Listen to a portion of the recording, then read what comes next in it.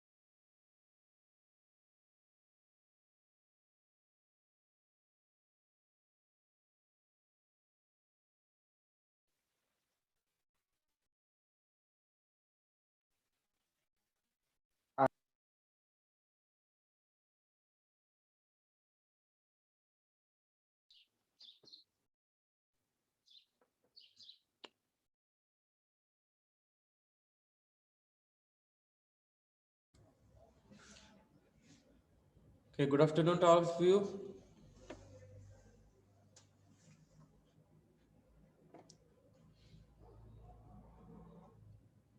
Hello, am I audible? Yes, sir. Yes, sir. Yes, sir. Yes, sir. Okay, so students have joined us, still students are joining, so I was waiting. So let us start this point. We have discussed this point last lecture. We are revising this point once again, and I will discuss the tricks that how you can recall these points one by one, because once you can see these things unnecessarily it seems to be difficult, but if we split this derivation into steps then it becomes simple for you for preparation. So let us start discussing these things once again. आपण hall effect मागच्या वेळेस discuss केला होता लेक्चरला, ज्याच्यामध्ये आपण definition आणि figure हा first part बघितलेला. त्याच्यानंतर आपण करंट आणि करंट डेन्सिटी डिफाईन केली सेकंड पार्टमध्ये. नेक्स्ट जो पार्ट आहे त्याच्यामध्ये आपण काय केलं तर लॉरेन्स फोर्स म्हणजे काय तो डिफाईन केला. त्यानंतर इक्विलिब्रियम कंडिशन काय असते, ज्याच्यामध्ये हा जो फोर्स आहे एफ ई तो कसा जनरेट होतो हॉल फील्डनुसार आणि तो लॉरेन्स फोर्सला कसा बॅलन्स करतो. त्याचे इक्वेशन आपण लिहिलं. इक्वेशन नंबर 3 म्हणजे काय, F E is equal to F L which is equilibrium condition. त्यानंतर एफ ईला आपण डिफाईन केलं. त्यानंतर F L J B E V D आहे तर त्याला पण आपण मॉडिफाय केलं थोडंसं. Then we are putting value of F E and F L in this equation. F E आणि एफ एलची व्हॅल्यू आपण याच्यात टाकल्या, याला मॉडिफाय केलं, चेंजेस केले, व्हॅल्यूज बदलल्या, त्याच्यावरून आपल्याला व्ही एचची व्हॅल्यू मिळाली. त्यानंतर हॉल कोइफिशियंट काय ते डिफाईन केलं आपण. हॉल कोइफिशियंटच्या व्हॅल्यूज टाकून त्याची व्हॅल्यू आपल्याला मिळाली R H is equal to 1/p. and last part is value of VH in terms of RH, value of RH in terms of VH. okay, तर हे जे डेरिवेशन आहे यामध्ये ज्या स्टेप्स आहेत तर त्या तुम्ही मागच्या वेळेस लिहून घेतल्यात का. Yes, sir. Yes, sir. Steps म्हणजे कुठल्या, तर आता मी जे पार्ट सांगितले वेगवेगळ्या पार्ट मध्ये आपण याला डिवाइड करतो. स्टेप्स म्हणजे हे डेरिवेशन तुम्ही लिहिलंच असेल, पण कुठले कुठले पार्ट कसे लक्षात ठेवायचे हे लिहिलंय का, मला वाटतं नाही लिहिलं आपण. No, sir. हां, तर हे लिहून घ्या म्हणजे तुमच्या लक्षात राहील. आता कसं आहे, आपण जर हे डेरिवेशन बघितलं तर विनाकारण आपल्याला मोठं आणि क्रिटिकल वाटतं. तेच जर तुम्ही त्याला स्प्लिट केलं, आता हे डेरिवेशन असेल किंवा इन फ्युचर कुठलेही मोठे डेरिवेशन किंवा डिस्क्रिप्टिव्ह पॉईंट्स असतील तर याच्यासाठी सिंपल ट्रिक काय, तर याला स्प्लिट करणे. स्प्लिट करणे म्हणजे काय, तर तुम्ही याला 4 किंवा 5 किंवा 6 पार्ट्समध्ये स्प्लिट करा आणि ते पार्ट्स तुम्ही प्रिपेअर करा. 1 बाय 1 सिक्वेन्समध्ये तुम्ही ते लिहू शकता. कारण का जर तुम्ही नुसतं पाठ केलं आणि या इक्वेशनमध्ये कुठेतरी कन्फ्युजन झालं तुम्हाला किंवा चुकीचं काहीतरी तुम्ही लिहिलं तर काय होणार, हा हॉल इफेक्ट नसणार आहे, हा तुमचा स्वतःचा इफेक्ट होईल, काहीतरी विचित्रच होऊन बसेल. ठीक आहे, तर त्याच्याऐवजी या ज्या स्टेप्स आहेत तर त्या परफेक्टली फॉलो केल्या तुम्ही तर तुम्ही ते इझिली हँडल करू शकाल. तर फर्स्ट पॉईंट लिहून घ्यायचा, definition and figure. You write number 1 definition and figure.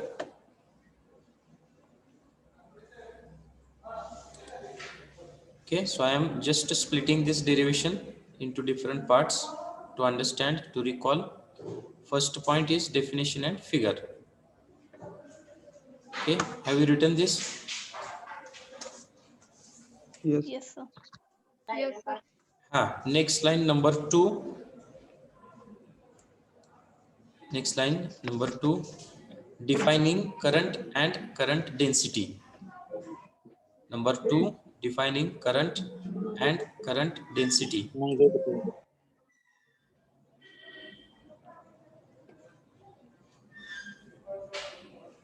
First point, definition and figure.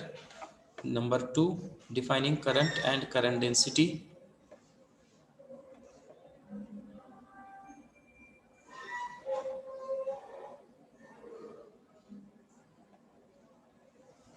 Defining current and current density. Then next line, third point,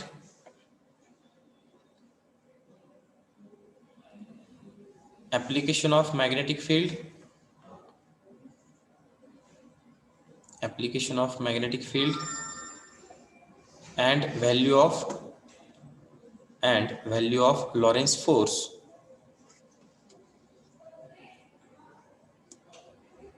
application of magnetic field and value of Lorentz force FL, capital F सबस्क्रिप्टला capital L खाली. हा आपला तिसरा part आपण consider करू.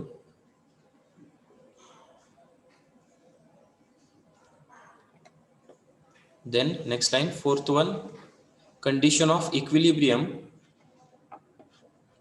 Condition of equilibrium.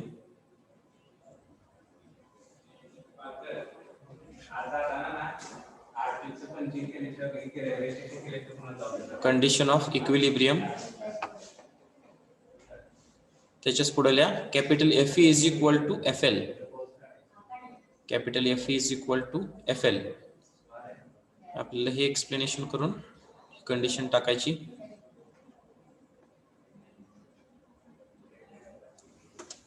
Then next point, putting values of Fe and FL. Putting values of Fe and FL.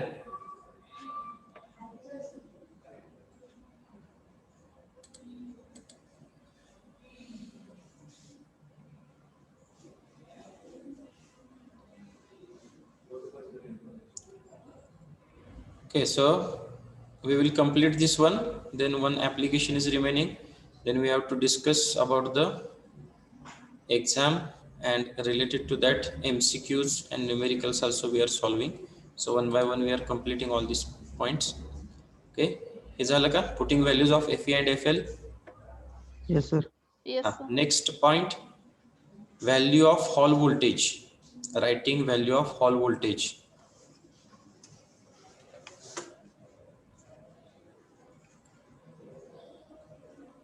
Writing value of Hall voltage.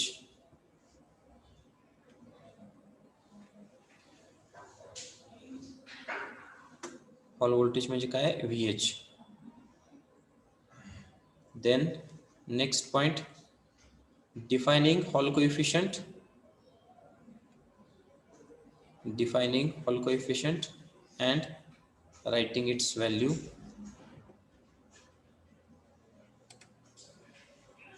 Defining Hall coefficient and writing its value.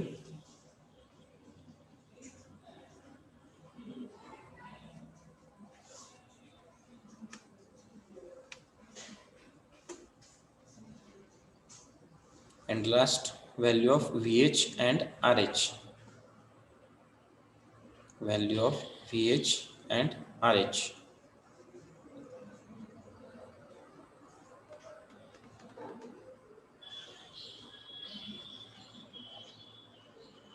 ठीक आहे, लिहिलं का हे?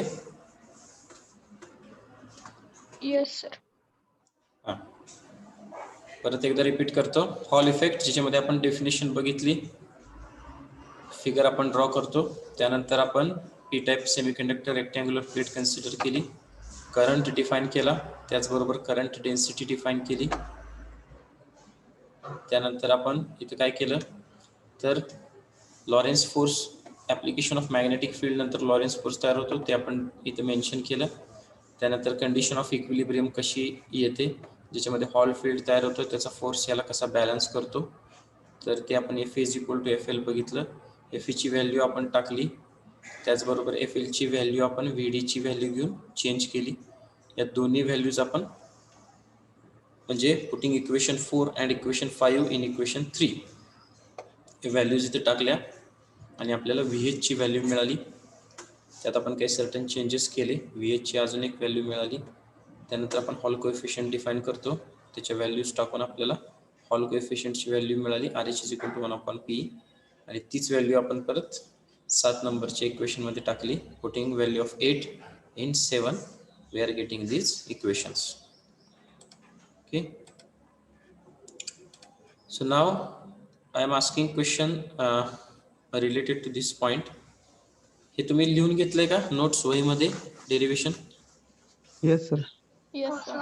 ठीक आहे, ठीक आहे. तर मागच्या वेळेस तुम्हाला मी म्हटलेलं की हे जे सगळं एक्सप्लेनेशन दिसते स्लाइडवर, हे सगळ्याची सगळं लिहायची गरज नाहीये.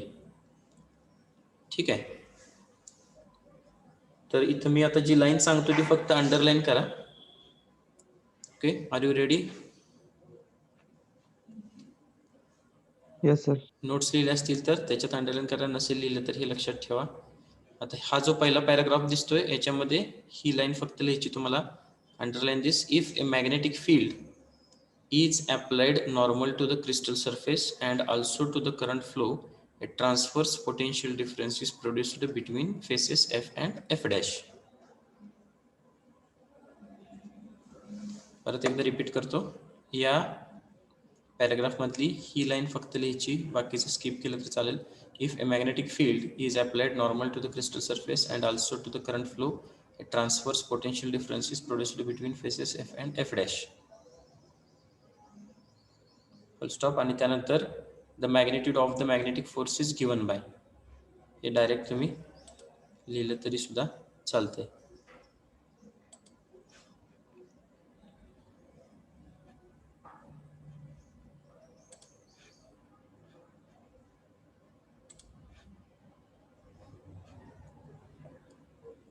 लक्षात आलं का हे? Yes sir. हो सर. Yes sir. हां, आता दुसरा पॅराग्राफ जो आहे तर त्याच्यामध्ये काय लिहायचं ते सांगतो, बाकीचं तुम्ही स्किप करा.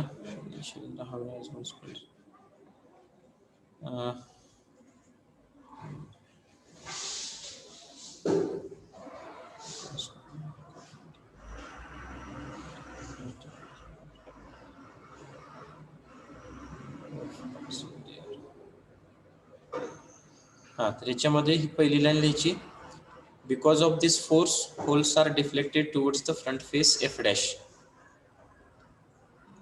Because of this force, holes are deflected towards the front face F dash.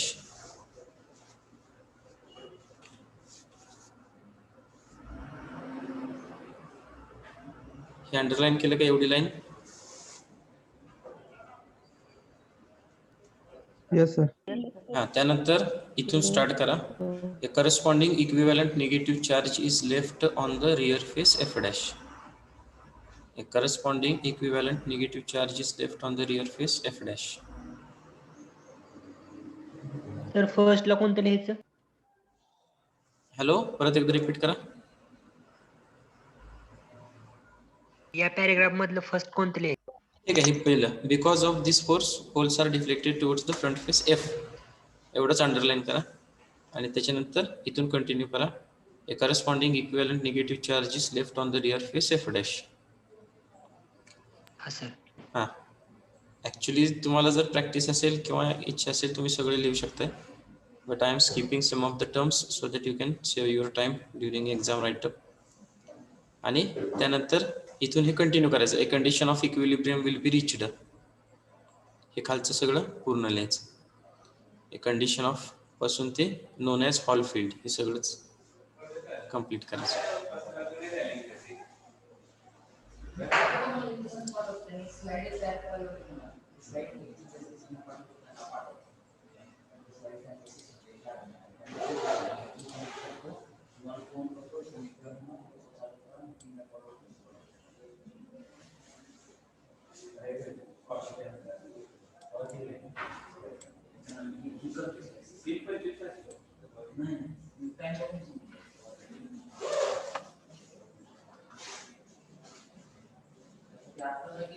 इथून ते इथपर्यंत शेवटपर्यंत हे लिहायचे.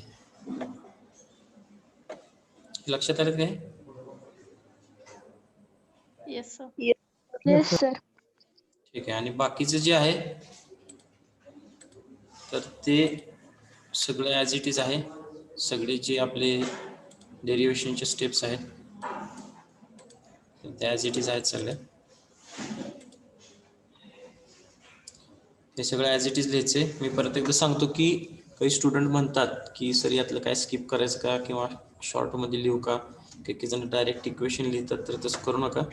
कारण का काय होतं की एक्झाममध्ये हे जर स्किप केल्या स्टेप्स तर त्याचे मार्क्स येतात ते रिड्यूस होतात. ठीक आहे.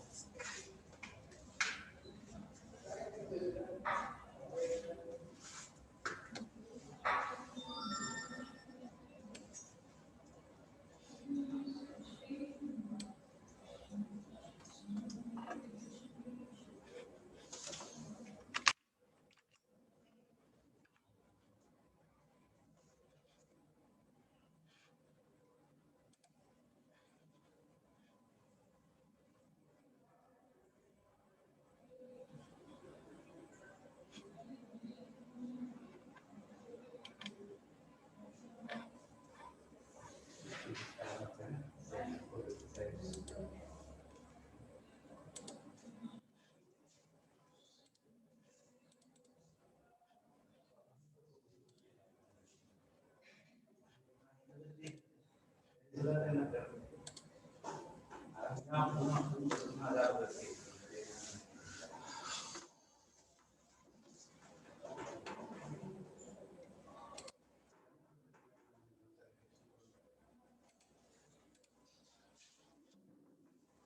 आहे, हे लक्षात आलेत का पॉइंट्स हॉल इफेक्टशी रिलेटेड?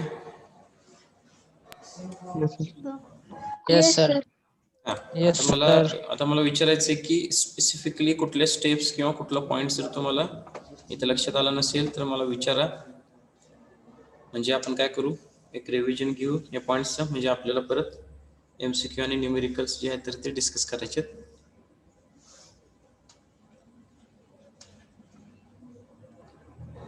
यातले कुठले पॉइंट्स किंवा एखादी स्टेप यातली कुठली कळली नाहीये किंवा इथं आपण VD ची व्हॅल्यू जी वापरली हे त्यावेळेस कळलेलं आहे का परत एकदा रिपीट करून एकदा रिपीट करा सर. ठीक आहे. आता मी स्लाइड बाय स्लाइड जातो, चेक करा, जर काही ऑब्जेक्शन किंवा तुम्हाला काही डाऊट असेल तर तुम्ही विचारा तिथं, नसेल तर आपण कंटिन्यू करूया. ठीक आहे. आता डेफिनेशन मध्ये काय प्रॉब्लेम आहे? No, sir.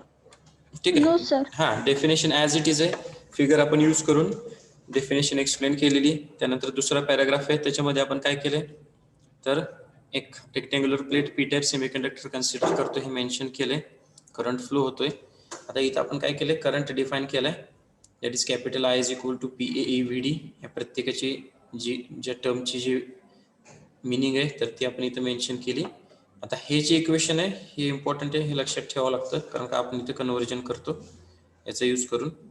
The current density Jx is equal to I/A. म्हणजे काय तर डेन्सिटी आपण काढतोय करंटची, कसं तर current divided by area of cross section at the end face, capital A. तर हा आपण याला डिवाइड केला की करंट डेन्सिटी मिळते. पण इक्वेशन 1 मध्ये I is equal to PAEVD सुद्धा दिसते. हा A जर इकडे शिफ्ट केला तर हे होणार PEVD, म्हणून आपण I/A is equal to PEVD इथं लिहिलेलं आहे आणि याला इक्वेशन नंबर 2 आपण म्हणतो. हे लक्षात आलं का ही स्टेप? Yes, sir. ठीक आहे.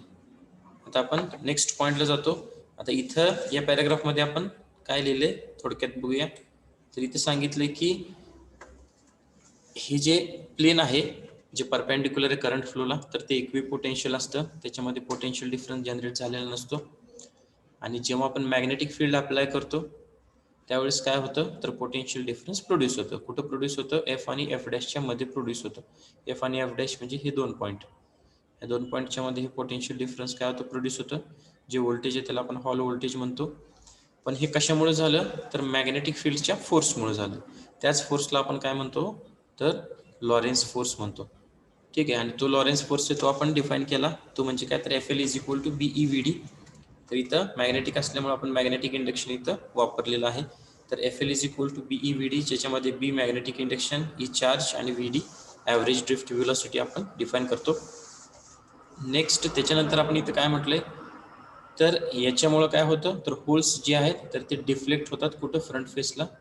इथं आपण सिम्बॉलिकली दाखवले हे जे majority charge carriers P type असल्यामुळे होल्स आहेत तर ते काय व्हावं लागतात तर ते इथं डिफ्लेक्ट होतात आणि पाईल्स अप म्हणजे काय तर कलेक्ट होतात किंवा एकत्र व्हायला चालू होतं. आणि नेट निगेटिव्ह चार्ज आहे तर तो रिअर फेसला बॅक साईडला काय होतो जनरेट होतो, तर तेच आपण इथं एक्सप्लेन केलं. त्याच्यामुळे काय होतं इलेक्ट्रिक फील्ड प्रोड्यूस होतं कशामध्ये F आणि F' मध्ये. आता इक्विलिब्रियम कंडिशन आपण डिस्कस केलं की इक्विलिब्रियम कंडिशन म्हणजे काय तर हे जे इलेक्ट्रिक फील्ड तयार झाले EH ज्याला आपण हॉल फील्ड म्हणतो तर त्याचा जो फोर्स आहे FE तो काय करतो बॅलन्स करतो कशाला तर FL ला म्हणजे लॉरेन्स फोर्सला, आणि हे एकमेकाला बॅलन्स करून इक्विलिब्रियम कंडिशन येते. तर तीच इक्वेशन आपण इथे F is equal to FL असं लिहिलं. आता याच्यामध्ये FE म्हणजे काय आहे तर चार्ज इंटू हॉल फील्ड, ते आपण इथे डिफाईन केलं. हॉल फील्ड म्हणजे तरी काय तर हॉल व्होल्टेज डिवायडेड बाय जी काही विड्थ आहे त्या स्पेसिमेनची, तर ते आपण इथं डिफाईन करतो.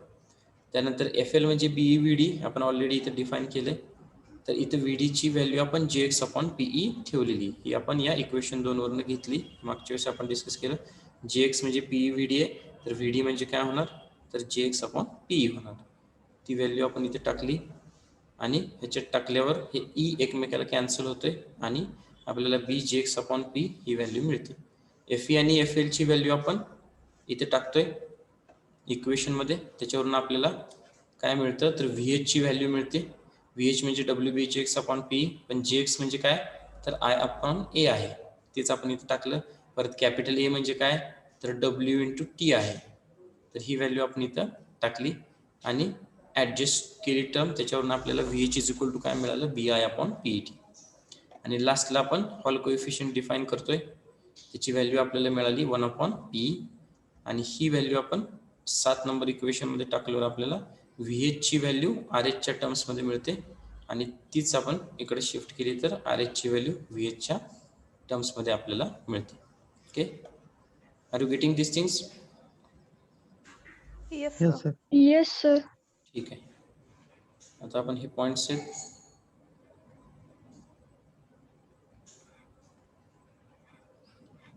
तर ते पहिल्यापासून आता आपण बघूया. आपले हे पॉइंट्स झालेले आहेत. तर काही स्टुडंट म्हटलेले की त्यांच्याकडे स्क्रीनशॉट नाही आहेत, तर प्रत्येकाकडं स्क्रीनशॉट असतील असं एक्सपेक्ट करतो मी. तर जर नसतील तर हे काढून घ्या, ह्याची काही गरज नाही. हा पहिला पॉईंट आहे, हा आहे का स्क्रीनशॉट? Yes, sir. आहे. जर नसेल, ज्यांच्याकडे नसेल त्यांनी काढून घ्या. आता मी इथं ऑफलाईन लेक्चरला बघतोय की काही स्टुडंट आहेत तर त्यांनी नोट्स नोटबुकमध्ये कंप्लीट केलेले आहेत, काही जणांनी केलेले नाही आहेत. तर जर नोटबुक कंप्लीट नसतील तर कंप्लीट करायला स्टार्ट करा, कारण का आपली आता चॅप्टर वाईज टेस्ट आहे, ज्याच्यामध्ये आपण हे सगळे क्वेश्चन्स आहेत तर त्याचे आन्सर्स तुम्हाला लिहायचे आहेत. त्यामुळे तुमच्याकडे नोट्स पाहिजेत या. तर जर स्क्रीनशॉट नसतील तर हे स्क्रीनशॉट्स काढून घ्या. त्यानंतर हा दुसरा पॉईंट आहे आपला, क्लासिफिकेशन ऑफ सॉलिड्स.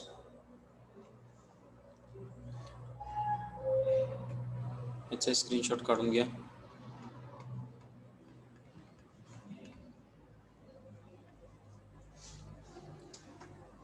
आणि या सगळ्या नोट्स आहेत तर त्या तुमच्या नोटबुकमध्ये रिफ्लेक्ट होऊ द्या, कारण की इथं ऑफलाईन लेक्चरला मी चेक करतोय प्रत्येकाच्या नोट्स. तर बऱ्याच स्टुडंटना इथं नोट्स लिहिलेले नाही आहेत.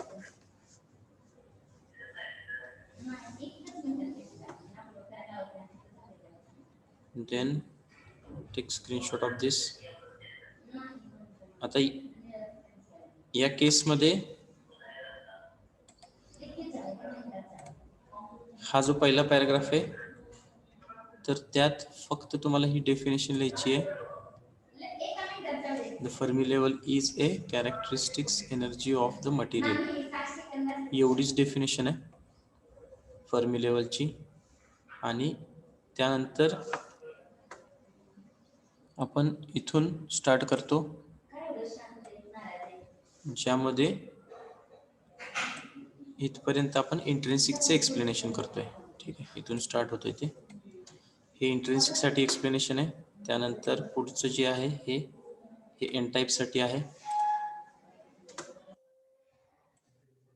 ते इथपर्यंत आहे.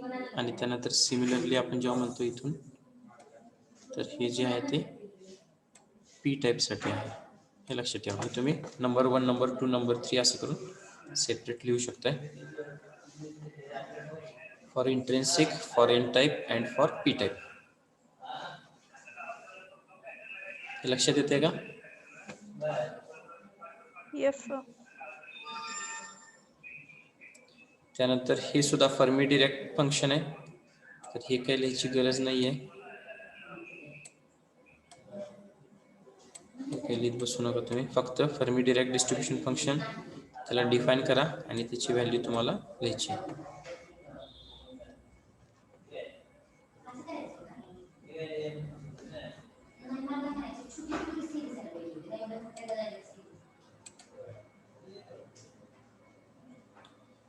हे लक्षात आलं का काय काय लिहायचंय?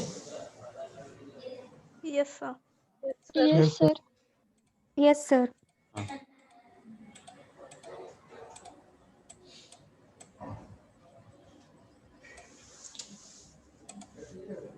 त्यानंतर हे जे डेरिवेशन आहे हे ॲज इट इज लिहायचे. यामध्ये सुद्धा कुठलाही पॉईंट, कुठली टर्म स्किप करायची नाही परीक्षेमध्ये. आपण इथे ॲज्युम करतोय फिगर, त्यानंतर हे इक्वेशन्स, त्याच्यामधले एक्सप्लेनेशन, हे सगळं ॲज इट इज लिहायचे. याचा स्क्रीनशॉट नसेल तर काढून घ्या. आणि नोट्समध्ये हे कंप्लीट केलं असेलच तुम्ही. प्रिपरेशन करायला स्टार्ट करा. याचे प्रिपरेशन करा, कारण का जे मी तुम्हाला सांगतोय तेच एक्झाममध्ये येणार आहे. कारण का याची प्रॅक्टिस जर तुम्ही करत राहिला तर मग कुठली जरी एक्झाम असेल तर तुम्ही ती इझिली फेस करू शकताय. The next effect of variation of impurity concentration on Fermi level, हे सुद्धा तुम्हाला मी सांगितलं की N टाईप साठी येईल किंवा P टाईप साठी क्वेश्चन येईल. सेपरेट क्वेश्चन येईल. याचं सुद्धा एक्सप्लेनेशन आहे, तर तुम्हाला लिहायचं हे N टाईप साठी आहे. आणि सिमिलरली म्हणून आपण P टाईप साठी थोडंसं इथं कमी दिसते पॅराग्राफ, पण तुम्ही हे पॉईंट्स P टाईप साठी सुद्धा यूज करू शकता. आणि हॉल इफेक्ट तर आता आपण डिस्कस केलेलाच आहे. तर आता हे इथे जे ऑफलाईन आहेत त्या स्टुडंटला मी सांगितलंय, तुम्हाला सांगतो की हॉल इफेक्ट जो आहे त्याचं वेटेज 5 मार्क आहे. And this is a important for this first chapter. For each chapter there is a question of 5 marks. So out of which this is the your first 5 marks question. And in this case also except this 2 paragraphs, हे 2 paragraph जर सोडले जे आता सांगितलं काय काय लिहायचंय कसं लिहायचंय, तर बाकीचे सगळ्या स्टेप्स आहेत तर त्या तुम्हाला परफेक्टली आल्या पाहिजेत. या सगळ्या स्टेप्स आहेत, तर त्याचं प्रिपरेशन चांगल्या पद्धतीने करा.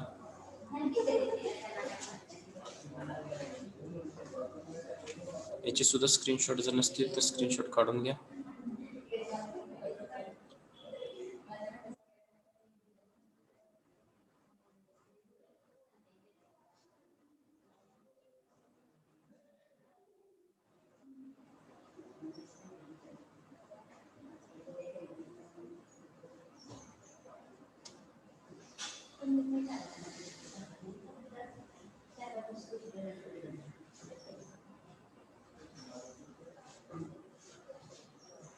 ठीक आहे, लक्षात आले की हे पॉइंट्स कुठले कुठले कसे कसे लिहायचे ते.